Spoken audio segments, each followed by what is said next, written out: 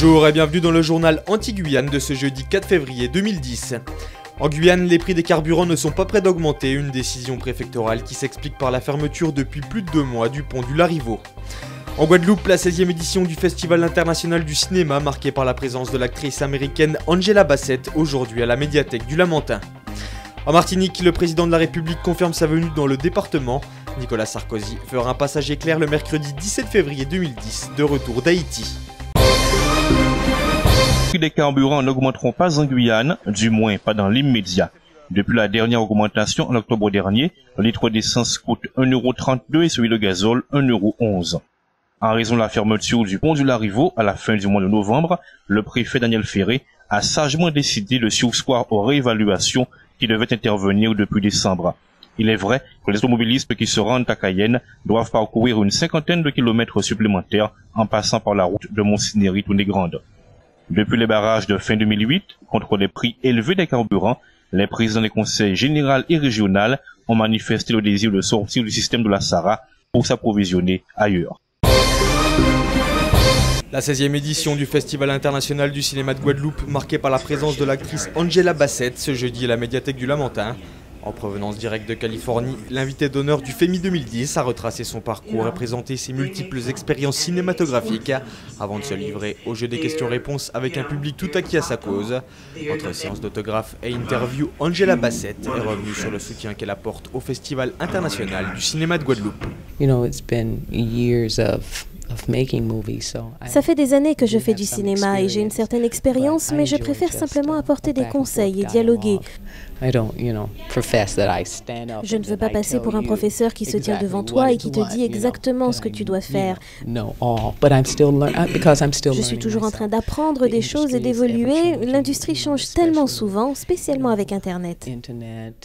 Malcolm X, Tina, Mr. et Mrs. Smith et plus récemment Notorious B.I.G. de George Tillman Jr. Un parcours cinématographique des plus aboutis pour une ambassadrice du FEMI 2010 résolument tournée vers la promotion du 7e art.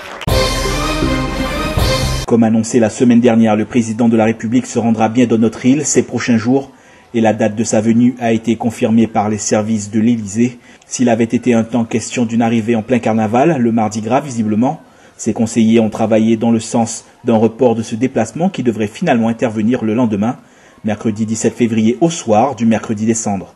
Nicolas Sarkozy achèvera alors une visite de quelques heures en Haïti pour se rendre compte des dégâts causés par le terrible séisme du 12 janvier dernier et définir la nature de l'aide à apporter au peuple haïtien. De retour de Port-au-Prince, le chef de l'État fera donc une halte le soir dans notre île avant de regagner la Guyane dans la journée de jeudi.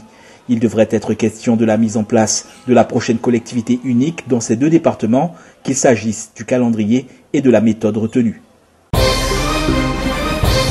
La mobilisation aura fini par payer après les barrages érigés entre le 28 et le 29 janvier dernier aux axes routiers de Remire-Montjoly, Matoury et Macoria.